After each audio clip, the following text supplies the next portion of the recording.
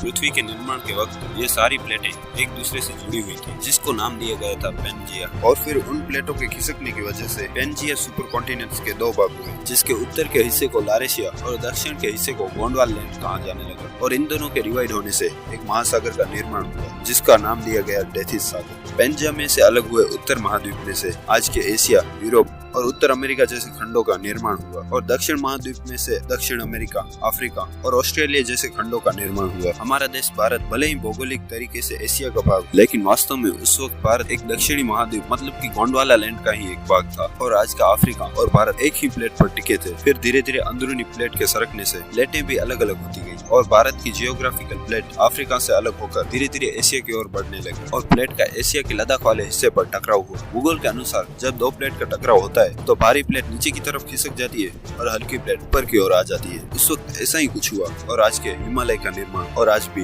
भारत की यही प्लेट हिमालय की ओर दब रही है, और हिमालय इसकी साल भर बढ़ती रहती है। तो प्रश्न ये खड़ा होता है कि आखिर प्लेट क्यों खिसकती है? इससे फिर निर्माण हुआ स्थल मंडल का। ये ठीक उसी तरह पृथ्वी का ऊपरी वातावरण ठंडा होने लगा, जिससे उसे ऊपर से ठंडक मिलने लगी और नीचे से गर्मी। इसी कारण ही पृथ्वी पर ठोस पदार्थ का निर्माण हुआ, और फिर सालों बीत गए और हिमवर्षा का दौर आया, जो आज हम जानते हैं कि पृथ्वी पर एक दौर था जब पूरी पृथ्वी बर्फ से ढकी हुई थी। उस दौर के दौरान स्थल खंड पर इस कदर प्रेशर बनने लगा कि ऊपर से जमा देने वाली ठंड और नीचे से बेहद गर्मी, जिसके दबाव के कारण ऊपरी प्लेट में क्रैक आने लगी, और वो दो अलग अलग टुकड़ों में विभाजित हो गए, उत्तरी भाग और दक्षिणी भाग। उत्तरी भाग को लारेंशिया और दक्षिणी भाग को गोंडवाना लैंड नाम दिया गया। गोंडवाना लैंड जिसमें हमारा भारत था, लेकिन ऐसा तो क्या हुआ जिससे हमारा भारत अफ्रीका से अलग होकर एशिया की ओर बढ़ने लगा? इसके पीछे कोई न कोई तर्क तो जरूर होगा। तो इसका कारण ये बताया जाता है कि पृथ्वी के अंदर का भाग आज भी गर्म है, और इस गर्मी के कारण अंदर से जो ऊर्जा उत्पन्न हो रही है वो प्रेशर जो पृथ्वी के स्थल मंडल के ऊपर लग रहा है।